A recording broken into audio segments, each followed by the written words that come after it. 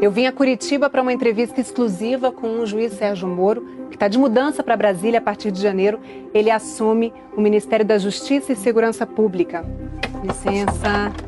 Tudo bom? Sob elogios e críticas, o juiz Sérgio Moro aceitou o convite do presidente eleito Jair Bolsonaro. E eu queria saber o que foi decisivo, juiz, para esse sim. O grande motivador dessa aceitação do convite foi a oportunidade de ir a Brasília, numa posição de poder elevada, de ministro da Justiça, e poder implementar com essa posição uma agenda anticorrupção e uma agenda anticrime organizado, que não se encontram ao alcance de um juiz em Curitiba, mas podem estar no alcance de um ministro em Brasília. O senhor conversou com familiares ou fez uma reflexão sozinha? Conversei com amigos, com pessoas experientes, conversei também com a minha família. Na verdade, dos amigos, os conselhos foram diferenciados. Alguns me recomendaram que não, outros me recomendaram que sim. Teve algum momento em que o senhor pensou em dizer não? Sim, isso foi tudo muito novo. Uma semana antes do segundo turno, no dia 23 de outubro, eu fui procurado pelo futuro ministro da Economia, o senhor Paulo Guedes, com uma sondagem. Confesso que ouvi essa sondagem e fiquei tentado. Aguardei o encerramento das eleições e tudo foi decidido, na verdade, no dia 1º de novembro. Nesse dia, o juiz foi visitar o presidente eleito Jair Bolsonaro na casa dele, no Rio de Janeiro. Saiu de lá como futuro ministro.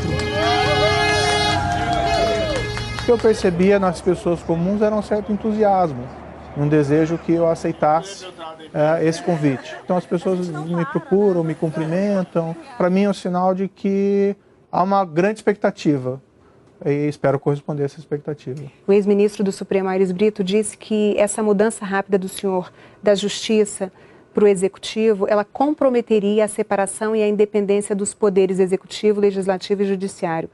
O que o senhor tem a dizer sobre isso? Tenho um grande respeito pelo ex-ministro Aires Brito. Eu acho que a avaliação dele, nesse caso, está equivocada.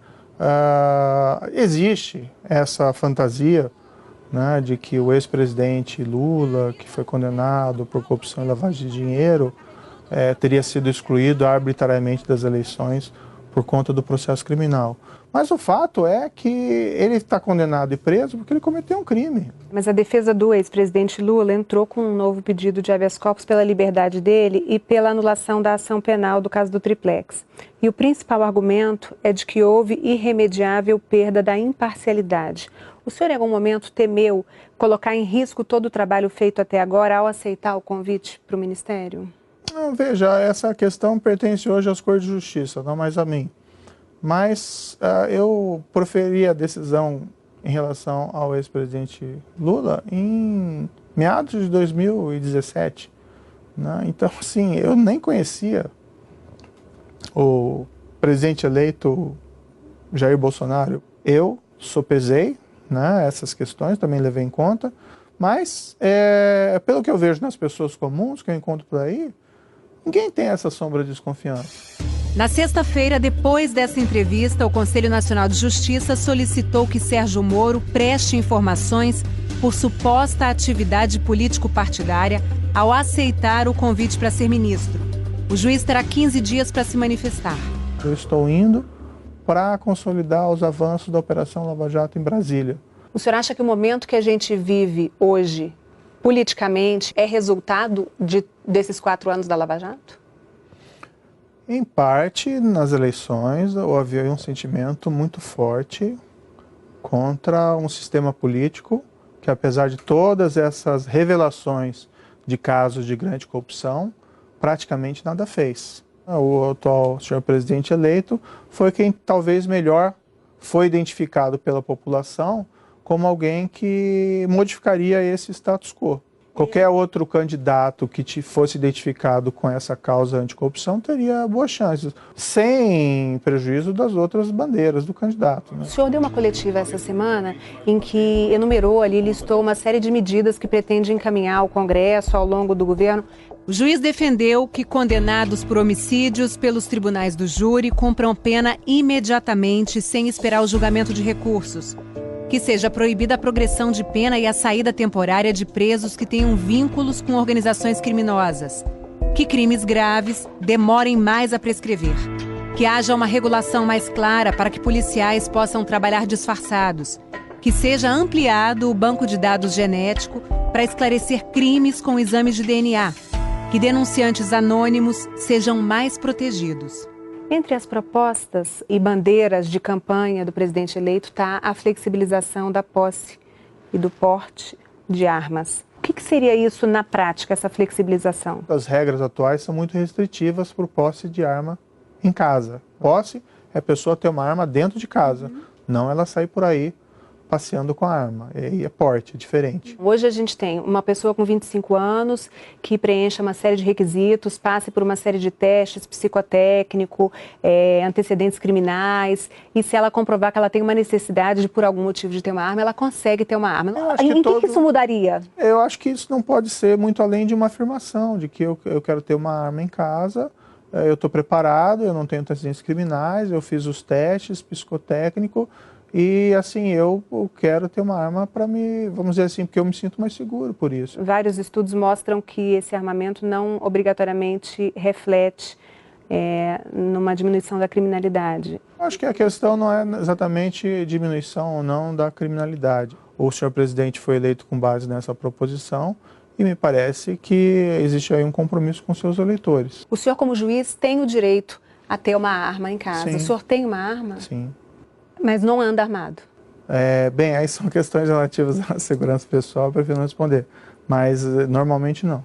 Tem alguma coisa que tire o sono do senhor hoje? Hoje, olha, eu exerço a profissão de magistrado na área criminal e não raramente me deparei com casos muito difíceis. Isso sempre envolve uma situação de risco. Mas vão ser tomadas as providências necessárias para assegurar a minha proteção policial durante esse período e também das pessoas a mim próximas. A gente teve no ano passado 62 mil homicídios no Brasil. Qual a meta do senhor para daqui 4 anos em relação a esse número? Não tenho condições de me comprometer com um percentual de redução específico, porque veja, isso não é exatamente matemática. O que é importante, no entanto, é iniciar um círculo virtuoso. Essa semana a gente teve no Rio de Janeiro uma operação no Complexo da Maré em que 5 pessoas foram mortas. Isso é uma coisa recorrente. Onde que o poder público está errando? O Estado realmente tem que ter uma política mais rigorosa em relação a essas organizações criminosas. Segue 3 padrões: investigações sólidas, direcionadas à organização e aos seus líderes, prisão dos líderes, isolamento dos líderes, confisco do produto da atividade criminal e do patrimônio da organização. É assim que se desmantela a organização criminosa. O criminoso vai para a cadeia, o policial vai para casa. O confronto é o que tem que ser evitado ao máximo. Mas hoje, na situação que a gente tem, o confronto é quase que diário. Essa é uma situação que tem que ser evitada. Como reverter isso para que esse confronto seja evitado? Não é uma coisa simples, não vou dizer assim, não vai acontecer isso depois de janeiro? Pode acontecer, mas são situações indesejadas. Não pode se construir uma política criminal, mesmo de enfrentamento do crime organizado, baseado em confrontos de tiroteio, porque o risco de danos colaterais é muito grande. E não só danos colaterais, mas o risco para o policial. O governador eleito do Rio de Janeiro, Wilson Witzel, ele prevê o abate de qualquer pessoa que esteja portando um fuzil. O senhor, como juiz, também vê amparo legal nessa proposta? Não me parece razoável que o policial tenha que esperar o criminoso atirar nele com uma metralhadora ou com um fuzil antes que ele possa tomar qualquer providência, certo? Eu tenho minhas dúvidas se isso já não é acobertado pela legislação, mas nós vamos estudar se é necessário uma reformulação da lei nesse sentido. Eu não tenho condições de agora efetuar uma crítica apropriada, porque eu não sei exatamente o que ele está defendendo. Ele está defendendo, inclusive, a compra de drones que possam ser usados para, por exemplo, se tiver um bandido numa comunidade no Rio de Janeiro com um fuzil na mão, para que se possa atirar. Ele diz que vai defender os policiais juridicamente para que isso seja feito. Eu teria que sentar com ele e conversar e entender exatamente qual que é o nível de concreção dessa proposta. Se está numa situação de confronto policial, com risco ao policial de ser alvejado num confronto, eventualmente. Não, a proposta dele vai além, desculpa. Mas assim, eu não sou assessor do governador. Não, é só para eu saber até que ponto. E assim, são declarações que ele deu em entrevistas e tal. Isso tem que ser conversado com mais, como é que se diz, cautela e ponderação para saber em concreto exatamente o que se pretende. Maioridade penal, redução da maioridade penal, o senhor vê como única possibilidade a redução ou, por exemplo, um aumento da pena que hoje é só de 3 anos? Bem, não existe uma posição fechada do governo em relação a isso é uma questão a ser discutida. Existe uma necessidade de proteger o adolescente, é uma pessoa em formação, é inegável, por isso se coloca a maioridade penal em 18 anos. Mas também, eu acho que é razoável essa afirmação, de que mesmo um adolescente entre 16 e 18 anos já tem a compreensão de que é errado matar. Não é isso que resolve o problema da criminalidade. Mas tem que se considerar a justiça individual. Pense lá numa família que um dos membros foi vítima de um homicídio praticado por um adolescente acima de 16 anos. Então, as pessoas querem uma resposta do Estado institucional. E o sistema atual, que prevê sanções muito reduzidas para crimes dessa natureza de gravidade, é insatisfatório. O senhor fez uma defesa enfática das minorias, disse na coletiva que todos terão os direitos garantidos pela lei. O presidente eleito disse que ia botar um ponto final, acabar com qualquer tipo de ativismo. Vamos botar um ponto final em todos os ativismos do Brasil. Muita gente se sente ameaçada. Quais as garantias o senhor pode dar para a comunidade LGBT, para negros, mulheres, de que os direitos não serão retirados, de que essas pessoas não serão atacadas?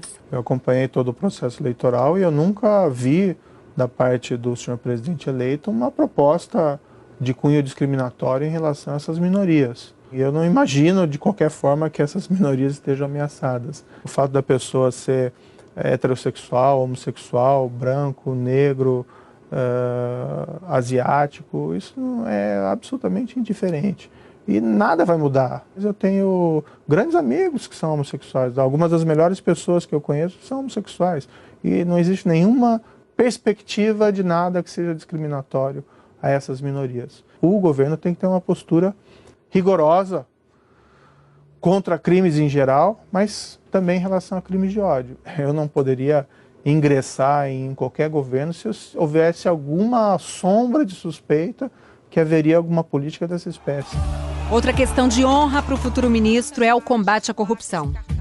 Se um ministro vier a se envolver em alguma denúncia de corrupção, ele será afastado? O senhor defende o que nesse caso? Se a denúncia for consistente, sim.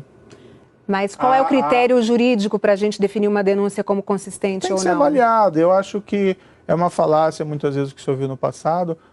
Tem que esperar o trânsito em julgado. O que o senhor defende? Se virar réu? Não, eu defendo que em caso de corrupção se analise as provas e se faça um juízo de consistência, porque também existem acusações infundadas, as pessoas têm direito de defesa, mas é possível se analisar desde logo a robustez das provas e emitir um juízo de valor, não precisa esperar as cortes de justiça proferir o julgamento. E aí esse juízo de valor seria dado por quem? O senhor, como ministro da Justiça, iria analisar e fazer esse juízo de valor para aconselhar o presidente a demitir o ministro em questão? Provavelmente. Ou algum outro conselheiro do que me foi assegurado, e é uma condição, não é bem uma condição, não fui lá estabelecer condições, mas eu não assumiria um papel de ministro da Justiça com risco de comprometer a minha biografia, o meu histórico. E isso foi objeto de discussão e afirmação do senhor presidente eleito, que ninguém seria protegido, né, se surgissem casos de corrupção dentro do governo. Essa semana, em entrevista coletiva, o juiz saiu em defesa do futuro chefe da Casa Civil do governo Bolsonaro, deputado Onyx Lorenzoni. Ele admitiu no ano passado ter recebido R$100 mil por Caixa 2 para a campanha eleitoral. Ele afirma que já doou metade do valor para a Santa Casa de Misericórdia de Porto Alegre e que em breve doará a outra metade. Sérgio Moro disse que o deputado já pediu desculpas e que atuou a favor da aprovação de medidas anticorrupção no Congresso. Em 2017, o senhor disse que políticos não têm interesse em combater a corrupção. Como é que o senhor pretende fazer essa negociação com políticos que por muitas vezes, vão estar sendo aí investigados ou sendo réus em processos justamente de corrupção? Eu fiz essa afirmação em um contexto muito respeitoso. Apesar de todas as revelações desses crimes de corrupção, não havia iniciativas significativas, com todo respeito, por parte do nosso Congresso Nacional. Agora existe um outro contexto. Em todo, principalmente início de governo, existe um frescor, uma abertura de diálogo ao Congresso. Daí vamos tentar negociar dentro daquele espírito republicano de fazer o que é melhor para o país do que fazer do que é melhor para as pessoas. Negociar. Nasce um político aí dentro? Até alguns me criticaram por assumir esse cargo, afirmando que eu havia traído um compromisso que afirmei no passado numa entrevista lá de São Paulo, que jamais entraria para a política.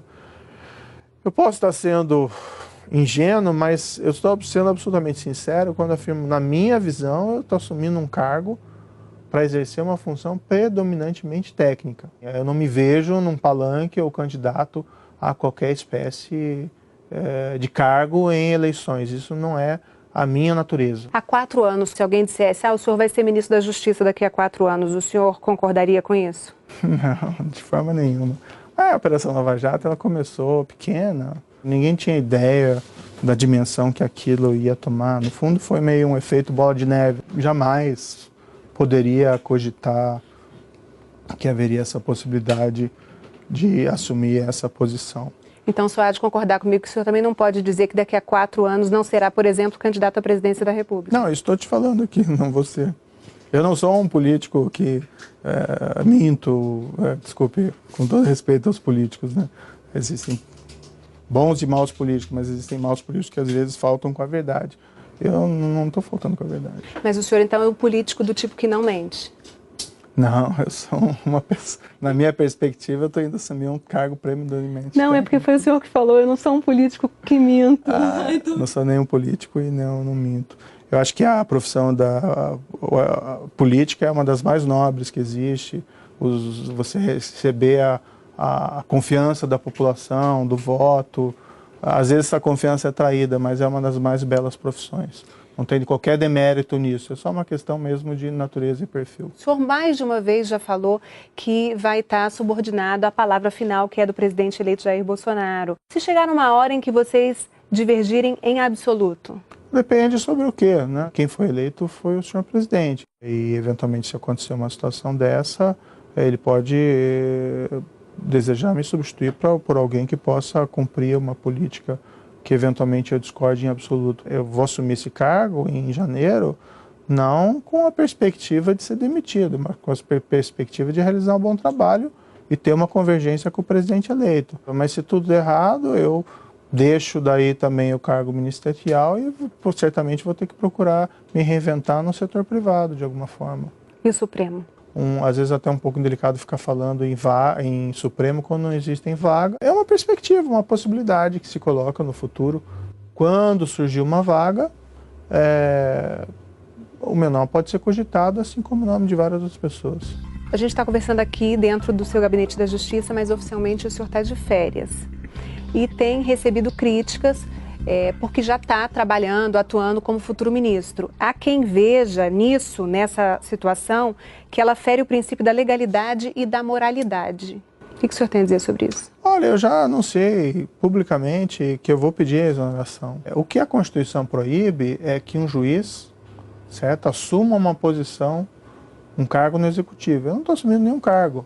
Eu estou apenas, assim, colaborando para a formação de um futuro governo. Mas na prática o senhor já não está trabalhando como futuro ministro? Não, eu não estou praticando nenhum ato oficial. E eu tenho recebido, por conta dessas políticas que nós queremos implementar lá em Brasília, diversas ameaças. Vamos supor que daqui a alguns dias eu peço a exoneração, daqui a alguns dias acontece alguma coisa comigo, um atentado. Eu tudo bem, morro lá, faz parte da profissão, não gostaria, né, evidentemente. Mas a minha família fica desamparada. Né? Fica sem qualquer, por exemplo, pensão. O que eu espero é passar esse período em férias, a meu ver não estou fazendo nada de errado, e em seguida eu assumo. Está de malas prontas para Brasília? É um período literalmente de transição, então se fica lá, se fica aqui, tem que planejar bastante, né? Já ir definindo as pessoas e políticas a serem adotadas, então esse vai ser um período de intenso deslocamento. O senhor tem aqui nesse gabinete onde o senhor passou os últimos 4 anos trabalhando na Operação Lava Jato, livros, presentes, vai levar tudo isso para Brasília? Boa pergunta, ainda não decidi, mas vai ser de fato um problema e certamente eu vou sentir muita saudade desse ambiente aqui. Obrigada, Até mais, sucesso. Hein? O presidente eleito Jair Bolsonaro passou o domingo no Rio sem compromissos oficiais. O presidente eleito saiu pela manhã do condomínio onde mora, na Barra da Tijuca, para ir a um caixa eletrônico. Segundo a assessoria que divulgou os vídeos, Jair Bolsonaro sacou dinheiro para pagar um churrasco para os seguranças que o acompanham. Ele usava um colete à prova de balas debaixo da camisa. Em seguida, o presidente eleito parou em um quiosque da praia, cumprimentou apoiadores e posou para fotos. Em outro quiosque, voltou a falar com apoiadores e tomou água de coco. Ao chegar ao condomínio, Bolsonaro desceu para falar com moradores. Mais tarde, Jair Bolsonaro participou do churrasco com os seguranças.